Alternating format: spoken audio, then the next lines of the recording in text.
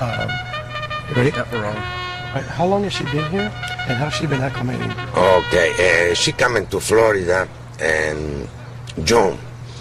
She was in Florida and Ocala for maybe about 1 month, and after she arrived to Santa Anita, July 6th. She have already about 3 months, you know. But I think she's day and day go better and better. I think she is the moment now to be great, because we go slowly with her and everything, and she like the track. She like the track. I think she never run. All the time she run Fayette and dirt and straight. She never run with turn. But now she learn to do the turns and everything, and I think she's in good condition now to run gray. I can't say win because it's a breeder cup, you know. It's very difficult to win any kind of race, you know. Claiming everything is to win is hard, but I know for sure she can run very well. And how's she been acclimating to the surroundings? And you talked about the surface. She's been doing good all of this? I tell you the truth, she's in Santa Anita, you know, when it's open, and I think it was August 30, you know, and I jogging a lot, her is going day and day better, and I think she like the cushion track. Now all her wins have been at 5 furlongs. Do you think 7 furlongs is going to be a problem for her? I think it's completely different, but she trying to run good. She trying to run good 7 furlongs. The first time, all the time she ran 5, you know, and straight. She never ran with turn. But she training well, and she worked today 7 furlong, and I'm so glad the way she worked. She worked slow because I don't like to work hard, you know. She worked the other day in 6 furlong and 113, and now is working 130, you know, and I think it's in good condition now. She is supposed to work next Friday or next Saturday another half a mile. And does she need the lead, do you think? I know she's been in the lead in most of the races. Do you think she needs the lead to get there? No. I think the best for her is to run from behind, you know, because she have a speed, but she never runs 7 furlong. We have to coming from behind and try to use the speed she have in the end, the last 3/8. But I think she run great, for sure. Perfect. Gracias, Juan. Okay.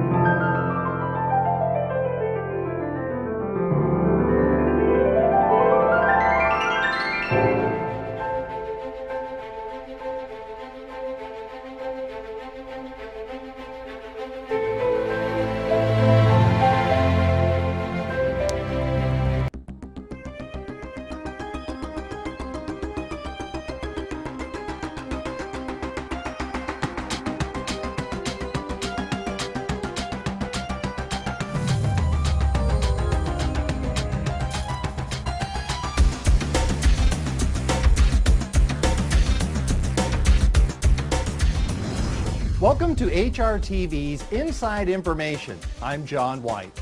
On this installment of Inside Information, we'll take you to the Kentucky Derby Museum at Churchill Downs, where the late filly 8 Bells was honored with a moving memorial.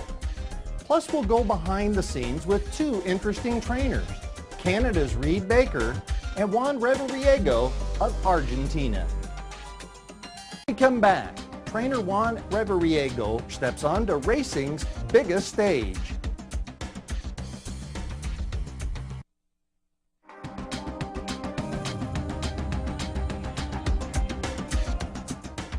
Racing has taken trainer Juan Reviriego all around the world. With homes in Rome, Argentina, and Southern California, Juan has collected quite a diverse roster of clients, friends, and horses. On the Southern California circuit, there are trainers from a variety of backgrounds, but none may have traveled the world as extensively as Juan Reviriego. After success in his native Argentina, Juan sought to make a name for himself in North America. I tell you the truth, all my life I like to travel around the world, you know. And I be in different places, but I think the place to stay is here. I have expression, I don't know if it's the same in English. God is all over the world, but the office is in this country. You know, if you want to have an appointment with him, you have to be in this country. This country is great. His father, Victor Reviriego, was a successful trainer in Buenos Aires, and Juan learned the basics at an early age. I learned from my dad to be in the stable the more time I can, because you see a lot of things with the horses. My dad put me in front of one stall when I was young. He said, look and look. And I said, Dad, what I have to look? Look, the way he turn around, the way he go to eat the grass. It's completely different in this country. In this country, I see nobody walk the horses in the afternoon. I don't know if it's better or not, but, you know, we'll walk the horses every day in the afternoon. I think the only thing is very important for the horse is to be close to the horse the more hours you can every day.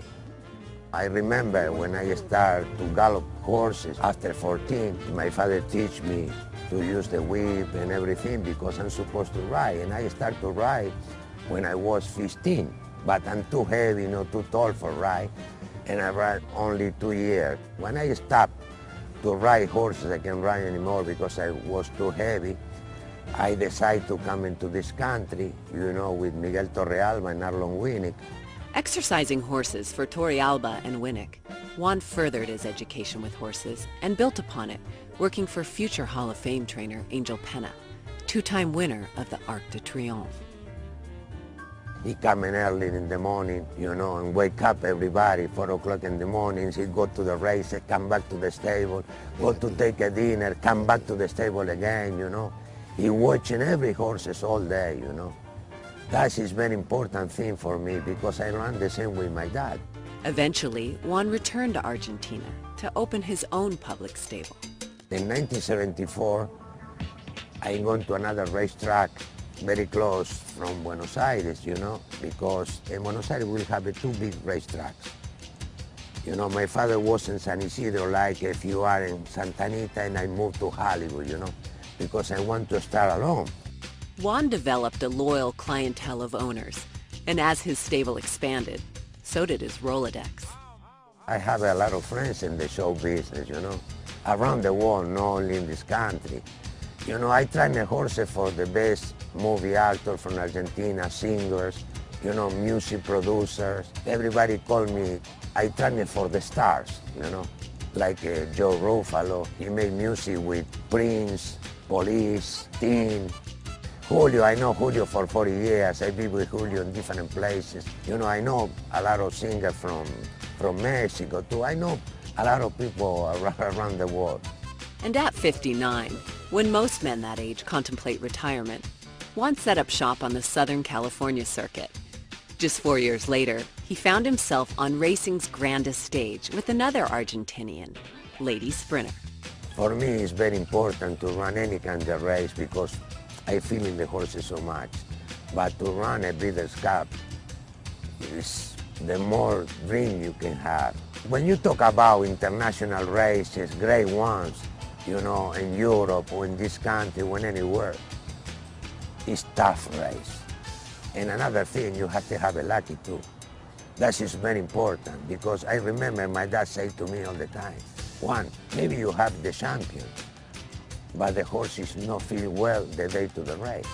And though Lady Sprinter didn't fire on Breeders' Cup Day, Juan enjoyed the beauty, the action, and the moment. One of many in a lifetime in the game of horse racing. Anywhere I go, when you see great horses and fantastic racing, you enjoy. You know, I see a lot of times the AAC, Epsom Derby, Breeders' Cup in this country, Kentucky Derby.